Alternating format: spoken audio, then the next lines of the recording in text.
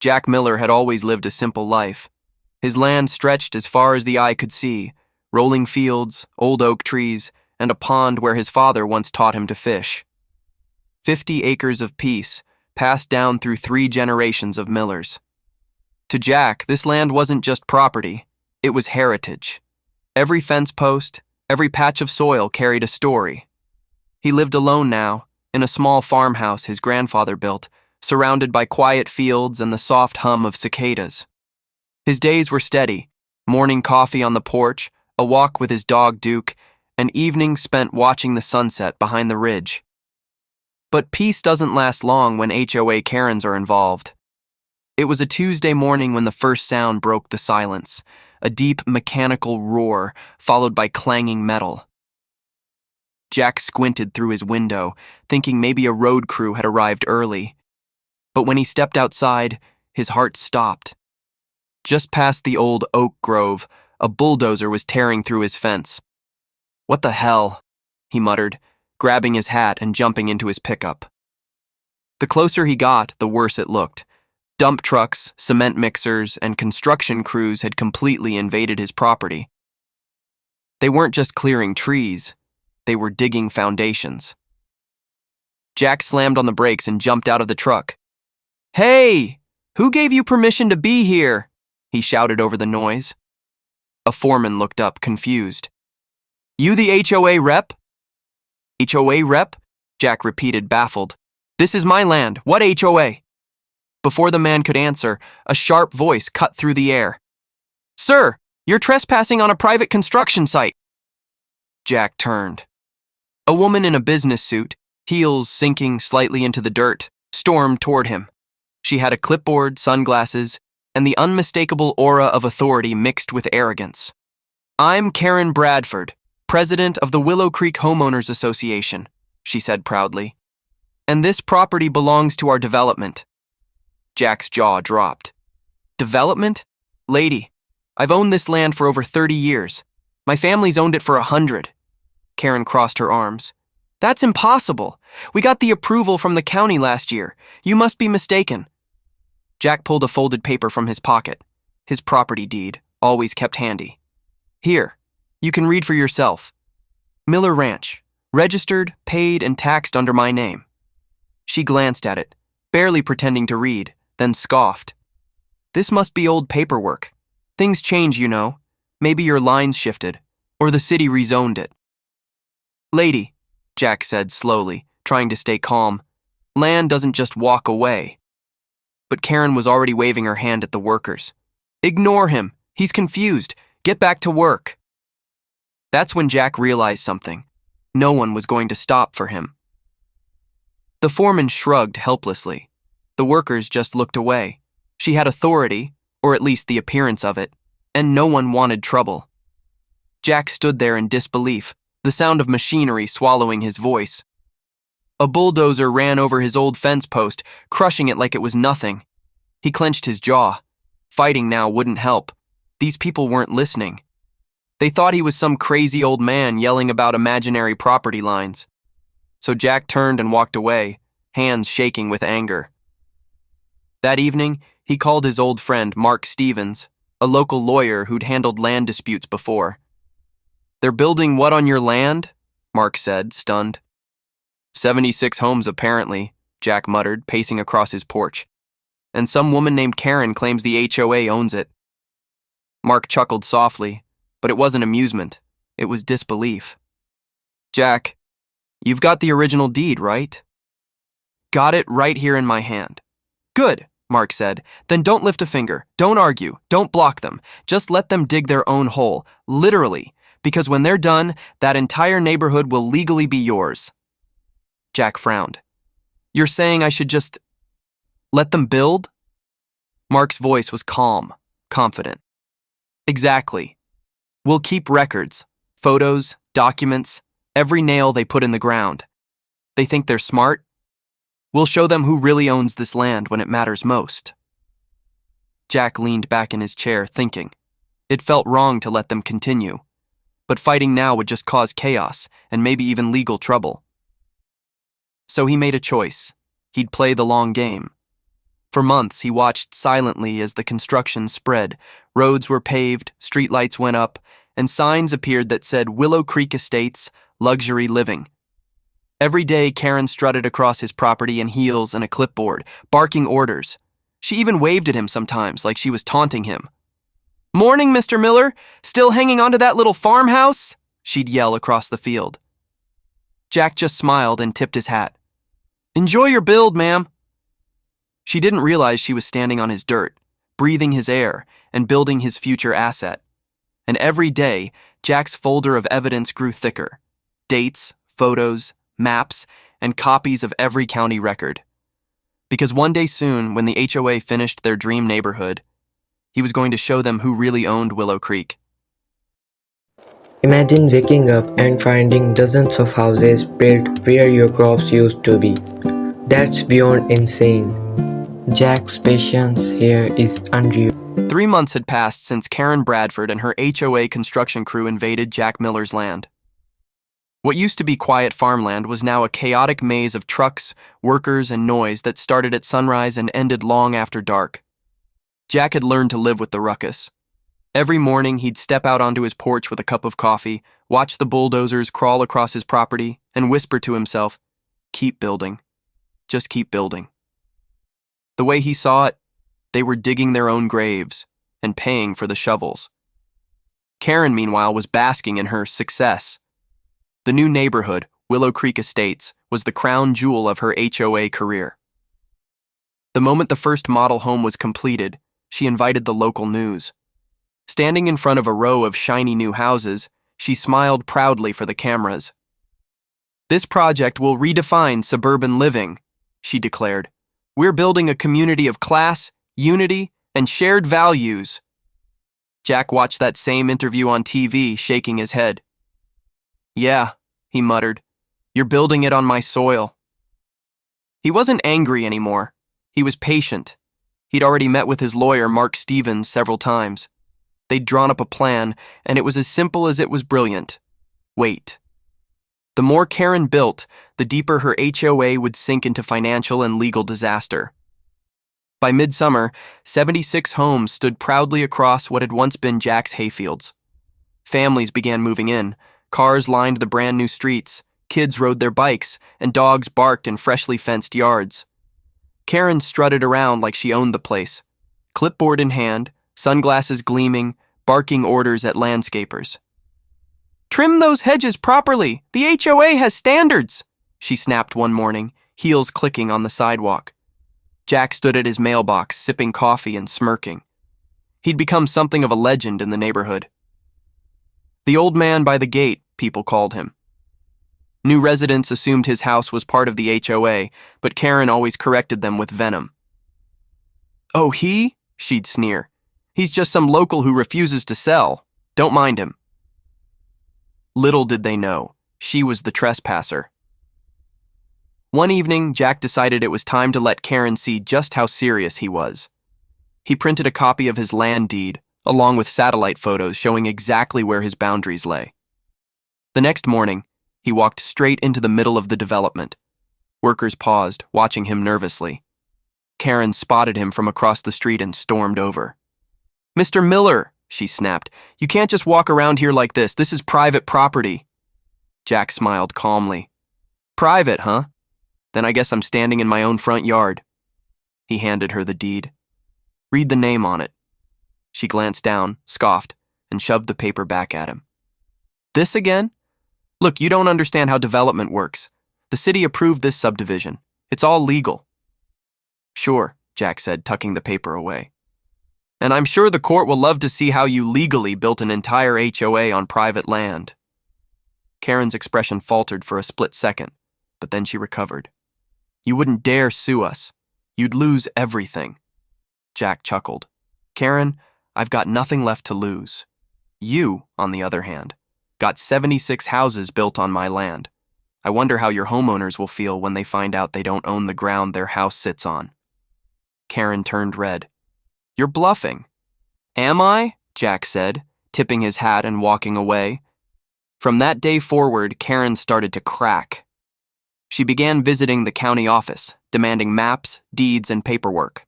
But every file she touched showed one terrifying truth: the land legally belonged to Jack Miller. Worse, she'd never checked ownership properly before construction. The developer had cut corners, bribed officials, and used fake documentation. And now that everything was built, the HOA was financially trapped. Karen couldn't admit it to anyone. Not the board, not the residents, not even the developers. So she doubled down, pretending everything was fine. But Jack knew. He started documenting everything: drone footage, property surveys, and even witness statements from construction workers.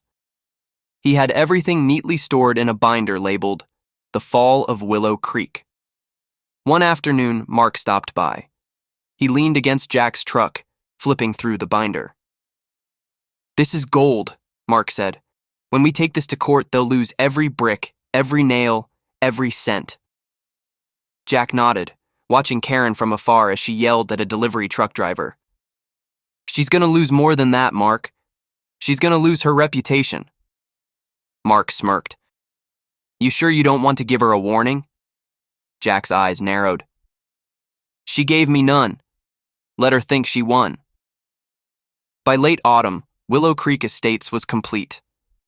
The grand opening banners fluttered proudly, and Karen organized a neighborhood celebration. Balloons, food trucks, live music. She called it the start of a new era. Jack attended too, quietly standing at the edge of the crowd. No one noticed him except Karen.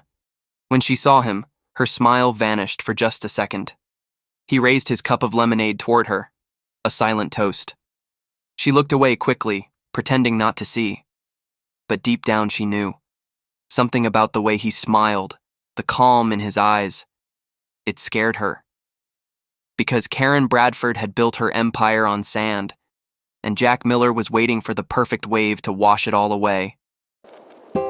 Karen really thinks she can just out-talk a landowner with papers in hand. I swear, HOA arrogance hits new levels every time. The fall air was crisp the morning Jack Miller walked up the courthouse steps. He wore a clean button-down jeans and his old ranch boots. No suit, no tie. He didn't need to dress like a lawyer. Truth was, he didn't have to pretend to be anything anymore. He had the truth on his side. Beside him was his lawyer and friend, Mark Stevens, a confident grin on his face as he carried a thick binder under his arm. "Ready to make history?" Mark asked. Jack smirked. "Nah, just ready to get my land back." Inside, the courtroom buzzed with energy. The benches were packed. Reporters, homeowners, even a few city officials who knew what this case meant. It wasn't just about one man's property. It was about how carelessly the HOA and developers had trampled the law. Across the room, Karen Bradford sat stiffly at the defendant's table, wearing her trademark sunglasses and pearls. She looked calm, but her foot tapped nervously under the table. Her HOA attorney, a polished man in an expensive suit, whispered something to her. She nodded, jaw tight. Jack could tell she hadn't slept. Good. When the judge entered, everyone rose. Court is now in session. The case of Miller versus Willow Creek HOA. Mark began, confident and composed. "Your Honor, my client, Mr. Jack Miller, is the sole and rightful owner of a 50-acre parcel of land established through a deed dating back 42 years. Without his knowledge or consent, the Willow Creek HOA constructed 76 homes, all of which sit squarely on Mr. Miller's property." He placed a large folder on the desk. "We have the deed, the surveyor's maps, the property tax records, and even video documentation showing construction beginning on his land after repeated warnings." Karen's lawyer stood up fast. "Objection. That's outrageous. The HOA had every right." The judge raised a hand. "Sit down, counselor. Let's see the evidence." Mark clicked a button on the laptop beside him, and a large map appeared on the courtroom projector, a satellite image overlaid with red boundary lines. "This," Mark said, pointing with a laser, "is Jack Miller's land. And this," he circled the entire subdivision, "is where the HOA built their community. Every single house, road, and mailbox lies within Mr. Miller's boundaries." A murmur spread through the room. Karen's face flushed. Her lawyer leaned in, whispering something, but she waved him off. "That's not possible," she snapped. "The developer, they said—" The judge frowned. "Mrs. Bradford, please remain silent unless addressed." Jack sat silently, arms crossed. He wasn't the type to gloat, but watching Karen squirm was satisfying. For months, she'd strutted around calling him a squatter on his own land. And now, she was cornered. Mark wasn't done yet. He pulled out another document, Jack's original deed, yellowed but pristine. "Your Honor, this deed is legally valid, signed by the county clerk, renewed 5 times, and unbroken by sale or transfer. My client never gave permission for construction. He contacted the HOA and developers before the first foundation was poured, and was ignored." He flipped another page. "And here's the kicker. The developers never filed for a legal land title transfer because they couldn't. They faked a boundary document to push this project through." The judge turned to Karen's lawyer. "Do you have anything to say in response?" The man looked pale. "Your Honor, it appears there may have been an oversight in the documentation process." "An oversight?" the judge repeated sharply. "You built 76 homes on a man's property and call it an oversight?" Laughter rippled through the courtroom. Even the bailiff cracked a grin. Karen slammed her hand on the table. "This is ridiculous. He's lying. That land belongs to the HOA." Mark calmly turned to her. "Then perhaps you can explain this." He pulled out a stack of emails, correspondence between Karen and the developers. One of them, dated before construction began, had Karen writing, "The farmer next door thinks he owns part of this land. Ignore him. He's bluffing." The color drained from her face. Jack finally spoke up for the first time. "Karen, I tried to talk to you. I came to the site. I handed you the papers myself. But you laughed at me. You said I'd lose everything. Well?" He pulled a copy of his deed from his jacket and laid it on the table with a soft thud. "I didn't lose anything. You just built a neighborhood on my land." The room went silent. The judge leaned forward, studying the deed. "Mr. Miller, your paperwork is in perfect order. This court finds that Willow Creek Estates was illegally developed on privately owned property. Ownership of the land and any permanent structures built upon it are hereby transferred to Mr. Jack Miller." Karen gasped. You can't do that! These are people's homes!" The judge sighed. "Then you should have thought of that before you built them on someone else's land." As the gavel hit the block, chaos erupted. Reporters shouted questions. Homeowners whispered in panic. Karen sat frozen, staring blankly at the wall. Jack stood quietly, shaking Mark's hand. "Good work," he said. Mark chuckled. "You really let them dig their own grave." Jack looked over his shoulder at Karen, who was still trembling. "I told her to stop. She didn't listen." As he left the courtroom, sunlight poured through the doors, and for the first time in years, Jack felt completely at peace. He'd lost nothing. And the HOA? They'd just lost everything. That courtroom scene had me cheering. The look on Karen's face when she realized the deed was real, pure satisfaction. The courthouse steps were still buzzing with reporters as Jack Miller stepped out into the bright afternoon sun. Cameras flashed, microphones waved in his face, and voices fired questions like bullets. "Mr. Miller, what will happen to the homeowners? Do you plan to sell the land? Will you evict everyone?" Jack gave a polite smile but said nothing. He'd waited long enough for justice. He wasn't about to let the media twist his words. His lawyer, Mark Stevens, shielded him from the crowd and led him toward the truck parked at the curb. "Congratulations, Jack," Mark said, shaking his hand. "You did it." Jack nodded. "Yeah, but it's not over yet." The drive home. As he drove through the new neighborhood, the one now legally his, Jack felt a strange mix of victory and sadness.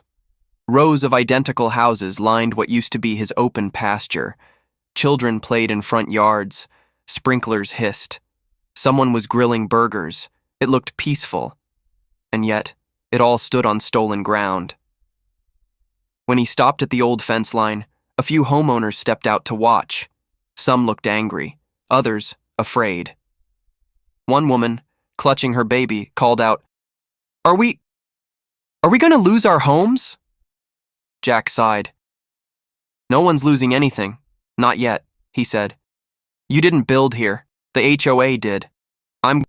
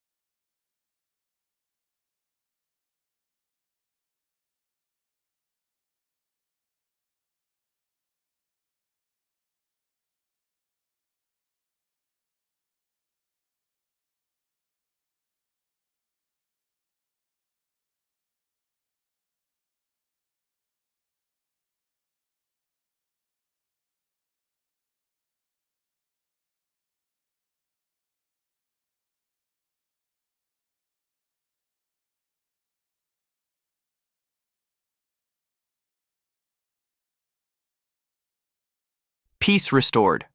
Over the following months, things changed fast. The HOA sign was torn down. The community voted to form a new neighborhood association, voluntary this time, run by the residents themselves. Jack worked with the county to ensure each family got legal ownership of their homes. He refused media offers, declined interviews, and turned down lucrative development proposals. He didn't want fame or fortune, he just wanted his land and his peace back. Karen, meanwhile, faced a string of lawsuits. Her car was repossessed. Her house went into foreclosure. Last anyone heard, she moved out of state, far from the town where she'd once been queen of the cul-de-sac. The ending one evening, as the sun dipped behind the hills, Jack sat on his porch sipping coffee. The wind carried laughter from down the street, kids playing, dogs barking, a couple having a barbecue. Mark drove up, smiling. "You did a good thing, Jack. Most people would have just burned it all down." Jack shrugged. "Sometimes letting him finish is better than stopping him early. Makes the lesson stick." He watched the lights flicker across what was once his empty field. "Funny thing," he said quietly. "They took my land, but I ended up with a neighborhood full of people who actually respect it now." Mark grinned. "Guess you built something better than an HOA." Jack chuckled. "Yeah, I built peace." He leaned back, watching the stars. The land was quiet again, the way it used to be. But now it carried stories, lessons, and justice. And for the first time in years, Jack Miller smiled without bitterness. He didn't just win a case, he restored balance, and that was worth more than any acre of land. I love how Jack didn't even gloat. He just proved his point and got his piece back, like a real boss move. And that's how the guy literally let them build 76 homes, just to legally take it all back. Crazy, right? If you enjoyed this one, drop a like, hit subscribe, and stay tuned for more wild HOA stories. See you in the next one. Bye bye.